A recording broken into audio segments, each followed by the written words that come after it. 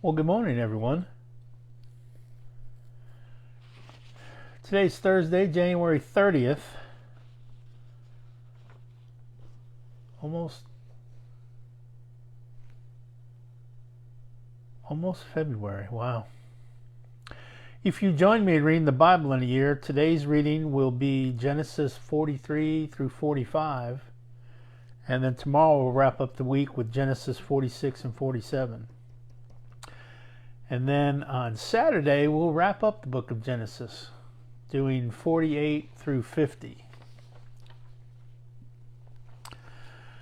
Today I want to talk about our focus. Our focus in times of trial or troubles, or our focus in the good times. You know, whether you're on the mountaintop or whether you're down in the valley. Is our focus on our obstacles, or is our focus on God? And I wanted to read out of the book of Numbers for this one. It's going to be Numbers 13, verses 25 through 33, and then 14 through 10. It's going to be a bit of reading, so bear with me. They returned from spying out the land after 40 days. Now they departed and came back to Moses and Aaron and all the congregation of the children of Israel in the wilderness of Paran at Kadesh. They brought back word to them and to all the congregation and showed them the fruit of the land. Then they told them and said, "We went to the land where you sent us. It truly flows with milk and honey, and this is its fruit. Nevertheless, the people who dwell in the land are strong. Their cities are fortified and very large. Moreover, we saw the descendants of Anak there. The Amalekites dwell in the land of the south. The Hittites and the Jebusites and the Amorites dwell in the mountains. And the Canaanites dwell by the sea along the banks of the Jordan." Then Caleb quieted the people before Moses and said, "Let us go up at once and take possession, for we are well able to overcome it." But the men who had gone up with him said, "We are not able to go up against this people, for they are stronger than we are." And they gave the children of Israel a bad report of the land which they had spied out, saying, "The land through which we have gone as spies is the land that devours its inhabitants, and all the people whom we saw in the land are men of great stature. There we saw the giants, the descendants of Anak, and we were like grasshoppers in our own sight, and so were we in their sight." So all the congregation lifted up their voices and cried, and the people wept that night. And all the children of Israel complained against Moses and Aaron. And the whole congregation said to them, "If only we had died in the land of Egypt, or if only we had died in this wilderness. Why has the Lord brought us out to this land to fall by the sword, that our wives and children should become victims? Why was it not better for us to return to Egypt?" So they said to one another, "Let us select a leader and return to Egypt." Then Moses and Aaron fell on their faces before all the assembly of the congregation of the children of Israel. But Joshua, the son of Nun, and Caleb, the son of Jephunneh, who were among those who had spied out the land, tore their clothes. And they spoke to all the congregation of the children of Israel, saying, "The land we passed through to spy out is an exceedingly good land. If the Lord delights in us, then he will bring us into this land and give it to us, a land which flows with milk and honey.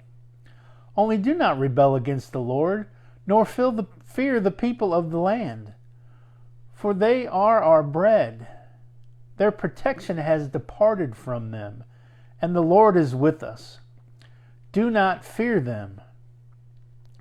And all the congregation said, "Stone them with stones."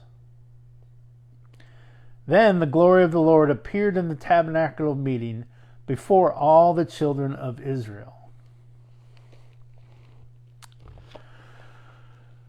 So this is the story that's told in Numbers about the Israelites, God commanding them to go and take the promised land of Canaan.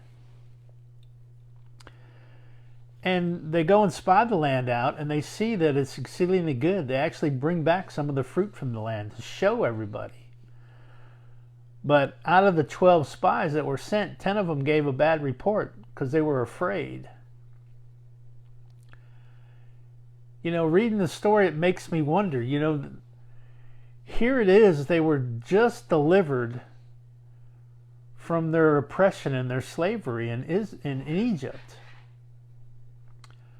They saw all the plagues that the God of Israel placed on the Pharaoh in Egypt. They were chased. They were at the edge of the Red Sea, and then all of a sudden God parts the Red Sea, and they walk through on dry land, and they see their enemies destroyed once the water collapses back down in them.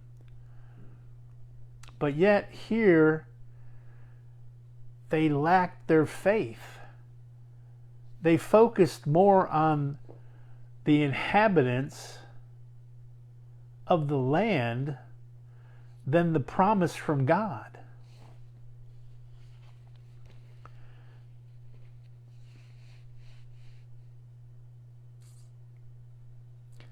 This is the place where God wanted them to thrive as a nation. He chose this exceptionally good land for them. But yet their focus was not on God. Caleb and Joshua were the only two who were positive about the whole thing. Surely we'll overcome. They remembered the promise that God made to Abraham to bring him into the land of Canaan. And Joshua and Caleb, they were focused on God's promise rather than the obvious difficulties. Would taking the land be easy? No, probably not. It'd take some work, some effort. But God was with them. This was a command for them from God to go take this land. He says in Genesis 12:7, to your descendants I will give this land. But the rest of the Israelites didn't share in the men's faith, in Joshua and Caleb's faith. They focused on the obstacles, the problems. They were fearing what lies ahead. But God had proven to them time and time before that he'd overcome anything. Again, the plagues. He parted the Red Sea. He fed them and clothed them in the wilderness. He brought water from the stone.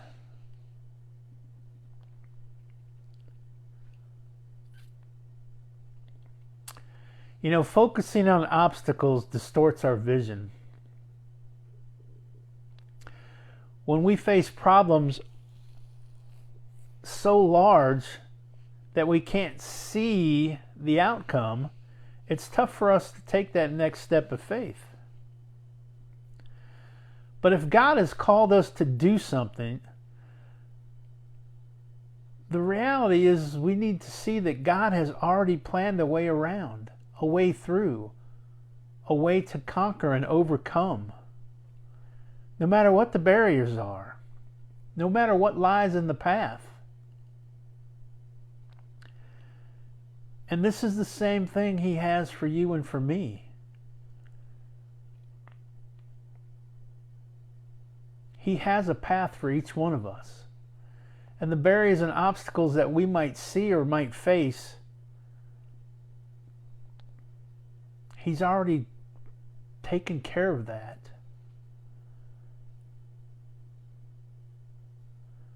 So don't let those worries or the times you don't think that you can get through something hold you down, hold you back. Continue on. Focus on God and not the obstacles. And in doing so, you will fulfill your purpose for the life God has for you. Look, is this life easy? No. Do we face trials and heartaches? Sure. But don't we also face good times? We're not always in the valley. Sometimes we have the mountaintops.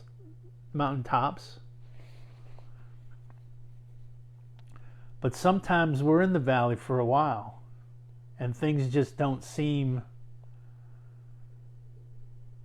that they're going to get any better. But they will.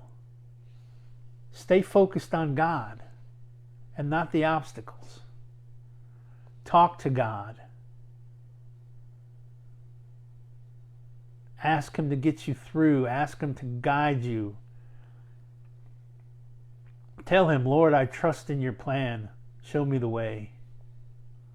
And He will. Look, God loves you. I love you guys. Have a fantastic Thursday.